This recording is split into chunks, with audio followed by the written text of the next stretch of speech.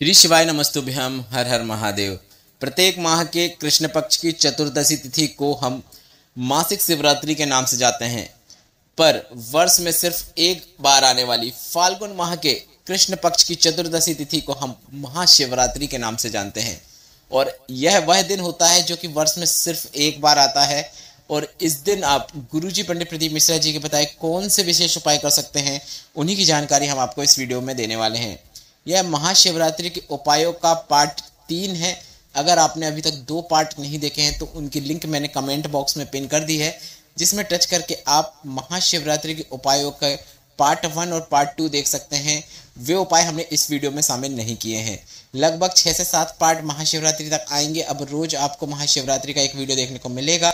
और अगर आप देखना चाहते हैं तो वीडियो को लाइक जरूर करें और कमेंट बॉक्स में हर हर महादेव अवश्य टाइप करें। अगर आप लाइक ज़्यादा करते हैं, कमेंट ज़्यादा करते हैं, तो हमें भी लगता है कि आप भी इस टॉपिक में वीडियो देखना चाहते हैं और हम उस टॉपिक में वीडियो बनाते ही चले जाते हैं। तो हम सबसे पहले आपको बता दें, गुरुजी पंडित प्रदीप मिश्रा जी ने पिछले वर्ष महाशिवरात्रि के अवसर पर शिव महापुराण कथा की थी, जिसमें गुरुजी ने कुछ विशेष उपायों की जानकारी दी थी। उन्हीं उपायों में से पहला उपाय इस प्रकार है। गुरुजी ने कहा था कि शिवलिंग का जो प्रागोत्सव कहलाता है, मतलब जिस दिन शिवलिंग प्रकट हुई थी, उसे हम महाशिवरात्रि के रूप में मनाते हैं। तो उस दिन गुरुजी ने सभी को शिवलिंग के प्रागोत्सव की शुभकामनाएं दी थी, क्योंकि गुरुजी ने बताया था कि भगवान विष्णु और ब्रह्मा जी द्वारा इस दिन शिवलिंग को प्रकट किया गया था। बढ़ते हैं आज की कथा की दूसरी विशेष जानकारी की ओर। विशेष उपाय की जानकारी देते हुए गुरुजी ने पिछले वर्ष की शिवपुराण कथा में बताया था कि शिवरात्रि में एक फल चढ़ता है जिसे बेर या बोर भी कहते हैं। आप केवल एक बेर चढ़ा देते हैं तो उसका भी बहुत अधिक महत्व होता है।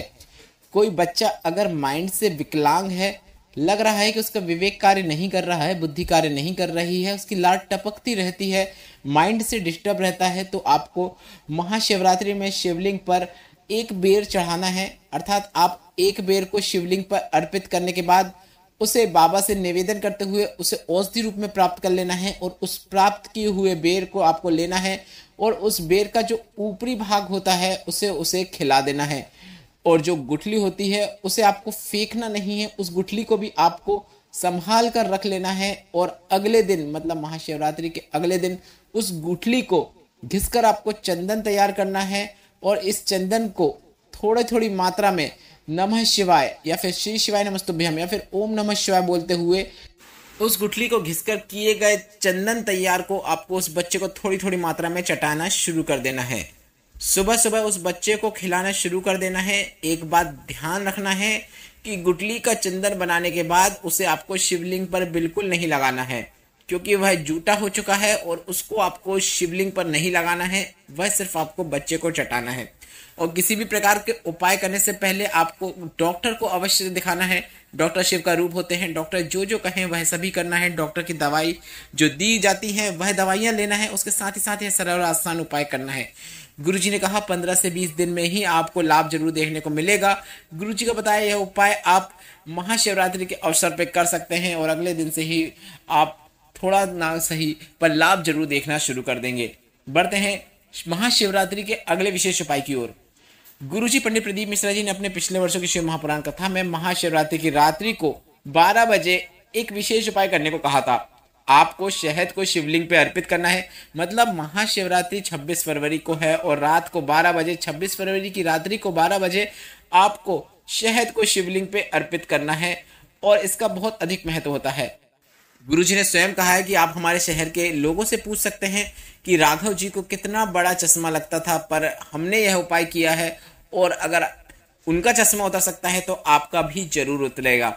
इसमें आपको बस इतना करना है, शिवलिंग पर शहद अर्पित करना है। अर्पित करते समय श्री शिवाय नमस्तुभ्यम, नमः शिवाय या फिर ओम नमः शिवाय करना, उच्चारण करते हुए कुंदकेश्वर महादेव का नाम स्मरण करना है और थोड़ा सा शहद आपको प्राप्त कर लेना है और अपने नेत्रों के ऊपर, मतलब पलकों के ऊपर लगा लेना है। आंखों के अंदर ना लगाएं, इस बात का आपको ध्यान रखना है, क्योंकि अगर आप आंखों के अंदर लगाते हैं तो ऐसा करने पर आपको जलन देखने को मिल सकती है। गुरुजी ने कहा इस प्रकार से अगर हम यह उपाय करते हैं तो शहद वाला यह उपाय करने से 12 ज्योतिर्लिंग की ज्योति एक और केंद्रित हो जाती है और हमें लाभ देखने को मिलता है। यह सभी उपाय आपको महाशिवरात्रि मतलब 26 फरवरी 2025 को करना है।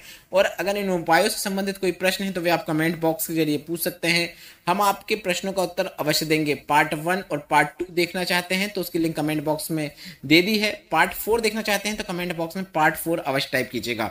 श्री शिवाय नमस्तुभ्यम। हर हर महादेव।